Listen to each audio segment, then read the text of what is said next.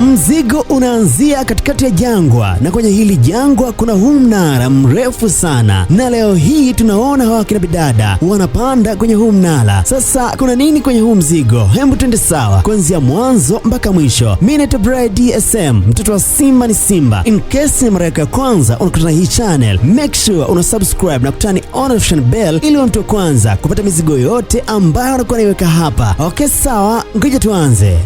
Kuna mwamba mmoja hivi huko Marekani anaitwa Paul. Ameshawahi kukubali kumezwa na chatu na kisha kutolewa. Mwamba huyu alitaka kutengeneza rekodi tu ambayo alitaka kuushangaza ulimwengu, na leo hii hawa kina dada kuna hii rekodi ya kupanda huu mnara mrefu zaidi duniani kwenye hili jangwa wanataka kuivunja, na hii ni historia kweli kabisa. Na leo hii hawa kina dada wanataka kuivunja hii rekodi ya kupanda huu mnara mrefu zaidi duniani, na mnara huu ulijengwa katikati kabisa ya hili jangwa na kuruhusiwa mtu yoyote yule kupanda huu mnara. Na wakati wakina dada hawa wanapanda kwenye huu mnara, basi walikuwa wanajirekodi kwa ajili ya kuposti clip zao kwenye mitandao ya kijamii, yani Instagram, YouTube pamoja na TikTok, kwa sababu wakina dada hawa walikuwa na followers wengi sana huko mtandaoni. Na baada ya kufika hapa juu kabisa mnara, ndipo wanapokuja kugundua kama network haisomi kabisa. Sasa ngoja nikuelekeze ni kwa nini serikali iliamua kujenga huu mnara. Mnara huu ulijengwa na serikali kwa ajili ya kurusha mawimbi ya TV, na mnara huu ulikuwa ni mrefu sana, takribani futi 300 kuelekea juu. Kwa haraka haraka ni kama mita 700 hivi na pointi, yani ni kama viwanja 7 vya mpira vilivyoweza kurazwa. Na wakina dada hawa sasa, baada ya kumaliza kupanda huu mnara, na hapa wakawa na plani ya kutaka kushuka kwa ajili ya kwenda kuwatambia sasa watu huko mtandaoni, baada ya kujirekodi klipu nyingi sana. Bibi huyu aliyekuwa wa kwanza kushuka anaitwa Becky, na huyu ambaye yuko juu anaitwa Anta. Na bibi Anta akawa anamchezea Becky mchezo fulani hivi ya kichokozi ya kuchezesha hii ngazi ya huu mnara, bila wao kujua kama mtikisiko huu ambao wanaochezesha hapa unazidi kulegeza nati za ngazi ya huu mnara. Wao walijua wanacheza bila kujua kama wanacheza na kifo. Mara ghafla nati hizi zinachomoka, bibi Becky akawa anadondoka. Sasa huyu Anta akawa anapambana sana kuivuta ile kamba ambayo bibi Becky ameivaa kwenye kiuno ili kuweza kumrejesha juu asianguke vibaya. Na hapa ni parefu sana kiasi kwamba akidondoka tu basi tuhesabie kama tayari tuonane paradiso. Na wakati bibi huyu anaendelea kuhangaika hapa, baadhi ya vipisi vya ile ngazi vilivyokuwa vinadondoka kutoka juu kuelekea chini, namna ambavyo vumbi vilikuwa vinatoa inaashiria kabisa kama hapa ni parefu vibaya mno. Lakini bibi Anta kila akiendelea kujaribu kumnusuru rafiki yake, nguvu zinazidi kumwishia. Akajikuta bibi huyu anatereza na mwenzake akaanza kushuka chini. Sasa walichokifanya hapa ni kutumia akili ya kuzaliwa. Bibi Anta akawa ni kama anamvuta na mwenzake akawa anajishikilia kwenye huu mnara. Kweli bwana, hii ikasaidia mpaka bibi huyu akafanikiwa kuzifikia ngazi ambazo zilikuwa hapa juu, na hapa wakawa wanalia sana na wanasema leo ni siku yao ya mwisho kabisa kuishi hapa duniani. Lakini bibi Anta akawa anamtuliza mwenzake kama atulie asilie, kwa maana kuna njia nyingine inaweza kuwasaidia wao kutoka hapa. Wakajaribu kuchungulia walikotokea, lakini hapa wanagundua kama ile ngazi yote imekatika. Kwa hivyo kutoka hapa lazima itakuwa noma kweli kweli, na wakitazama walipo ni kama mbingu wameikaribia. Na bibi Anta akawa anaendelea kuhangaika kutafuta mtandao kwenye simu yake, lakini mtandao wala haushiki. Na hapa wanakuja kugundua kama huku juu kulikuwa kuna kiboksi cha emergency, ambapo kwenye boksi hili kulikuwa kuna darubini, lakini pia kulikuwa kuna flare gun, yani zile risasi ambazo unaweza ukapiga juu kwa ajili ya kuomba msaada. Na bibi huyu anagundua kama kwenye simu yake kuna picha alipiga na aliituma mtandaoni na imeweza kupata viewers wengi sana. Na hapa wanagundua kama hapa chini huenda network inafika. Kwa hivyo kuna ujumbe wakauchapisha kwenye mtandao wa kijamii kwa ajili ya kuomba msaada, na wakaifunga simu na kisha wakaishusha kidogo hapa kuona kama network inaweza ikashika. Hivyo bibi huyu akawa anaishusha hii simu na kamba taratibu, lakini kwa bahati mbaya kamba hii ilikuwa ni fupi, kwa hivyo ilipofikia simu haikuweza kabisa kudaka mtandao. Bibi Anta akawa anajitahidi sana kushusha hii kamba kadri ya uwezo wake, lakini wala hawakufanikiwa. kuelewa, na bibi huyu akaamua kushuka mpaka kwenye hizi ngazi na kisha akairuhusu tena ile simu kupitia ikamba kuona kama inaweza ikadaka network ili watu waone ule ujumbe ambao aliuandika kuomba msaada kama wao wako juu ya mnara. Lakini mambo yanakuwa sio, kwa maana hakuna message yoyote ile ambayo ilifanikiwa kwenda, na bibi Becky akasema kwamba kama huko chini kuna mtandao, kwa nini hii simu tusitupe kuelekea chini ili iweze kudaka network na kisha ujumbe uende kwa watu. Kwa hivyo wazo la haraka liwajia ni kuitumbukiza hii simu kwenye kiatu na kisha wakaweka na vinguo ili simu isije ikatoka kwenye kile kiatu, na baada ya hapo wakaitumbukiza na kisha wakatupa kiatu kuelekea chini, na simu hii ilitumia dakika 5 mpaka kufika ardhini. Sasa embo fikiria huu ni umbali wa aina gani? Lakini bado baada ya kukaa kwa muda mrefu sana hawakupata msaada wowote ule, yani mpaka kunguru, umbali ambao wanapaa, lakini bado hawakuweza kufika kwenye huu mnara, kumaanisha kwamba mnara huu uko juu sana. Lakini kutumia darubini ambayo alikuta hapa juu, bibi Anta anakuja kugundua kama kuna mtu ambaye anapita karibu kabisa na huu mnara. Hivyo wawili hawa wakaanza kupiga makelele ya kuomba msaada kwa huyu mtu ambaye anapita karibu kabisa na huu mnara, lakini mjomba alikuwa asikii, kwa maana wako mbali sana, na tena mwamba alikuwa anaongea na simu. Sasa mwamba akakumbuka tu kumuita mbwa wake ili wasepe, lakini bibi Becky akavua kiatu kwa ajili ya kutupa chini, huenda labda mjomba atagundua kitu. Na baada ya kiatu hiki kufika hapa chini, hivyo kuna baadhi ya kichuma kwenye ile ngazi, kiatu hiki kikabonda hapa na mjomba akasikia, hivyo mwamba akageuka. Sasa mjomba akasogea mpaka kwenye kile kiatu na kisha akakishika, akakitazama sana, akaangalia kushoto na kulia, lakini hakumuona mtu yoyote yule. Kwa hivyo akahisi labda ni mawenge tu, hivyo mwamba akakirudisha kiatu pale pale ambapo alikiokota, na mjomba akaendelea na safari zake. Lakini upande wa huku juu bado hali ni tete, hivyo ukachukua hii flare wakataka kupiga juu kwa ajili ya kuomba msaada, lakini bibi Anta akamkataza Becky asipige, kwa maana jua ni kali sana, kwa hivyo hata wakipiga haitaonekana. Hivyo wajomba wakiwa bado wako hapa juu, kwa bahati nzuri kuna gari wanaiona, na gari hii ni zile gari ambazo unaweza kwenda nazo huko vacation, kiasi kwamba gari hii inaweza kageuka kama nyumba na kisha inaweza pia kuwa kama gari. Huduma zote humu ndani zinakuwa zinapatikana. Sasa bado wajomba wakaendelea kukaa hapa juu ya mnara mpaka usiku ulipofika, na baada ya usiku kufika, wamba wakachukua ile flare na wakaamini kama huu sasa ndio muda sahihi kabisa wa kuweza kupiga ili kuona kwamba wanaweza kupata msaada. Hivyo wajomba wakaikoki na kisha wakapiga. Sasa wamba ambao walikuwa kwenye hii gari wanagundua kama kuna watu wako kule juu, hivyo bibi Anta na Becky wakafurahi sana kwa kuamini kama huenda wanaweza kusaidiwa. Sasa kinachonishangaza hapa ni kwamba huyu mjomba alisogelea gari hawa bibi Anta na bibi Becky, akaitoboa matairi na kisha akaanza kuiendesha ikiwa hivyo hivyo. Sasa baada ya huyu mjomba kuondoka na hii gari ambayo bibi hao walikuja nayo, hivyo hapa wanakata tena tamaa kuona kwamba hakuna msaada wowote. Ikiwa watu ambao walikuwa wanategemea huenda wangeweza kupewa msaada ndio hawa ambao wanawaibia gari, hivyo wajomba wakawa na namna yoyote ile zaidi ya kusubiria kifo chao tu. Hivyo wamba walikaa hapa usiku mzima wakiwa wanatazama angani na kisha wanatazama chini, lakini msaada haupo. Na asubuhi inapofika, bibi Anta na Becky njaa inawauma sana na hawajui nini wafanye, na huku kiu ya maji nayo inawabana vibaya mno. Sasa mmoja hapa anapata wazo kwa kusema kwamba kama akiweza kushuka mpaka pale kwenye lada, basi huenda anaweza kapata msaada wa simu. Lakini bibi Becky alimsihi sana Anta asifanye hilo jaribio, kwa maana linaweza kuwa hatari sana kwake. Lakini bibi Anta anasema kwamba kama hawatajaribu bado tu watakufa hapa hapa. Sasa bibi akaanza kuisogeza hatua moja kuelekea hatua nyingine kushuka chini. Mara ghafla bibi huyu akataka kuanguka, lakini akajishikilia tena vizuri, hivyo akaendelea kushuka taratibu, na baada ya kufika hapa kamba ikafika ukomo wake, yani bibi amebakisha umbali kidogo sana kama sentimita 40 tu ili aweze kufika hapo, ila kwa sababu kamba alionayo ni fupi, kwa hivyo bado kwake shughuli inakuwa noma. Hivyo bibi akawa anahangaika sana hapa kuchukua begi lake ambalo aliliacha hapa, lakini bado anashindwa, na bibi bibi beki huko juu bado kwake mambo sio mazuri, na tena anapiga sana kelele, dada rudi juu, kwa maana hapo ulipo ni hatari mno. Lakini bibi Anta yeye bado amekomaa, anataka kushuka mpaka hapo. Hivyo bibi Anta akapata wazo la kujifungua kamba yake, na baada ya beki kuona Anta amefanya jaribio hili, hivyo akachanganyikiwa. Yani hapa sio beki tu aliyechanganyikiwa, hata mimi naitazama nimechanganyikiwa mno baada ya bibi huyu kufanya jaribio hili la hatari. Sasa itakuwaje? Twende sawa mwanzo mpaka mwisho. In case bado hujasubscribe channel yetu, fanya hivyo ili uwe mtu wa kwanza kupata mizigo yote ambayo tutakuwa tunaweka hapa. Hivyo bibi akaanza kujisogeza kushoto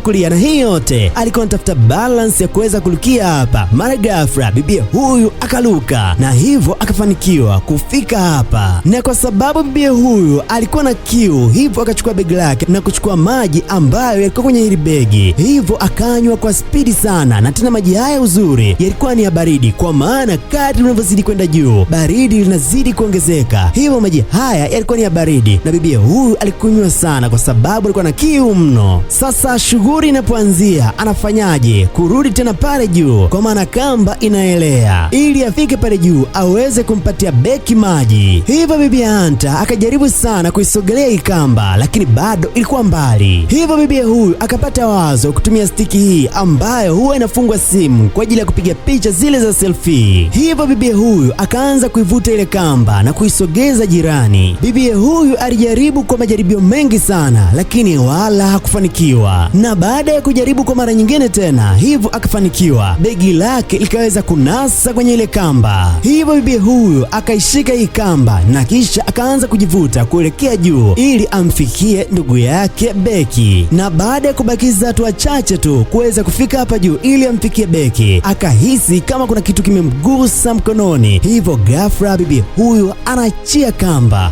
Oh my God, sasa nini kinaenda kutokea? Hivyo bibi beki akaanza kumchungulia ndugu yake Anta anavyoshuka chini, na huku machozi yanamtoka. Hivyo bibi beki akawa hana namna, akawaza tu kama ndugu yake tayari ameshampoteza. Good news, bibi huyu kwa bahati nzuri kabisa akaenda kujishikilia kwenye ile begi, kwenye ile kamba ambayo aliiachia. Sasa kwa sababu bibi huyu alitumia muda mrefu sana kuishikilia hii kamba, hivyo damu zikaanza kumtoka kwenye mikono, kwa maana ameshika kamba kwa muda mrefu sana. Hivyo nguvu za kuendelea kushika kamba zikawa zinazidi kupungua baada ya mikono kutoa damu. Hivyo bibi beki anatakiwa kumvuta Anta taratibu ili kumfikisha hapa juu. Kwa akili ya kawaida ni kama kitu ambacho hakiwezekani, lakini bibie akajipa moyo wa imani kama jambo hili ataliweza. Hivyo bibie akaanza kumvuta Anta taratibu. Kadri bibi beki anavyozidi kujitahidi, hivyo Anta akawa anazidi kupanda kuja juu. Sasa unadhani jambo hili linaweza kuwa ni rahisi? Hebu achana nayo hiyo kwanza, nitakuja nikusimulie baadaye ni kwa nini bibi huyu aliweza kufanya kitu. Hivyo bibi beki akafurahi sana, kwa maana begi la maji ya kunywa likawa limefika hapa juu, na tena alikuwa na kiu mno, na ndani ya hili begi kuna droni. Hivyo wakawaza kwa kutumia droni hii wanaweza kutuma ujumbe. Hivyo bibi beki cha kwanza kabisa akaanza kukata kiu yake. Hivyo wakachukua droni ambayo ilikuwa ndani ya hili begi kwa ajili ya kutuma ujumbe. Wakaandika kwenye karatasi kama wako juu ya mnara na tena wamekwama, hawawezi kutoka, hivyo wanahitaji msaada wa haraka sana. Hivyo droni hii ikarushwa kutoka juu kabisa mnara na ikaanza kushuka taratibu kuelekea chini. Hivyo droni hii wakaisogeza moja kwa moja kuelekea kwenye hoteli ambayo ilikuwa karibu na hili jangwa. Lakini kabla droni hii haijafika, betri ikawa low. Lakini kwenye droni hii kuna kitu ambacho kinaitwa auto home return. Yani hiki ni kifaa ambacho kimetengenezwa kipindi kinapopata shida, basi kinaweza kurudi pale ambapo kilianzia safari yake. Sasa droni hii ikarudi mpaka hapa walipo. Sasa hapa wakaanza kuwaza watafanya nini kuirudisha tena hii droni mpaka pale chini. Sasa wakawa hawana namna, matumaini yanazidi kukatika kila sekunde inavyozidi kwenda mbele. Hivyo wanagundua kama hapa juu ya huu mnara kwa juu kidogo kuna taa. Sasa wakaanza kujiuliza nani sasa apande kwenye kanguzo kadogo kidogo mpaka pale juu ya taa ili awashe. Huyu bibi Beki akaanza kujivuta moja kwa moja kuelekea hapa juu kidogo ya mnara, ambapo Kapo akakataa. Hivyo bibi akafanikiwa kabisa kufika mpaka hapa juu, akaitoa hii taa na kisha akachomeka ile charger drone. Na kweli bana, Mungu ni mwema, drone ikakubali kupokea umeme kutoka hapa ambapo ilikuwepo hii taa. Sasa betri ya drone hii ili iweze kujichaji vizuri inatakiwa ikae masaa mawili. Hivyo bibi Beki akajishikilia hapa ili betri ya drone hii iweze kujichaji, lakini bibi aliganda hapa kwa muda mrefu sana ili betri hii ijae, na kisha baada ya betri hii kupata chaji kidogo akashuka na wala kutoka kusubiri, licha ya kwamba alikuwa amechoka sana. Hivyo akawasha tena hii drone, na wakati huu drone hii ilikuwa na chaji ya kutosha. Kwa bahati mbaya sana, wakati wanaikaribia ile hoteli ambayo ipo karibu na maeneo ya hili jangwa, kuna dereva lori alikuwa akielekea Zambia. Hivyo akajikuta amegonga drone hii, kwa maana alikuwa anaipitisha maeneo ya chini chini, na dereva huyu anashtuka ni kama kuna kitu amegonga. Na upande wa pili kwa bibi Beki na Hunter, matumaini yakaanza kuisha, kwa maana msaada wao wa mwisho ulikuwa ni hii drone. Lakini mjomba ambaye alikuwa anaendesha lori kuelekea Zambia akasimama na kisha akaanza kuitazama hii drone, lakini mwamba hakuweza kuzingatia kabisa lile karatasi ambalo kina bidada hao walikuwa wameandika na wakaweka kwenye hii drone. Sasa mjomba akawasha lori lake na safari ya kuitafuta Nakonda Zambia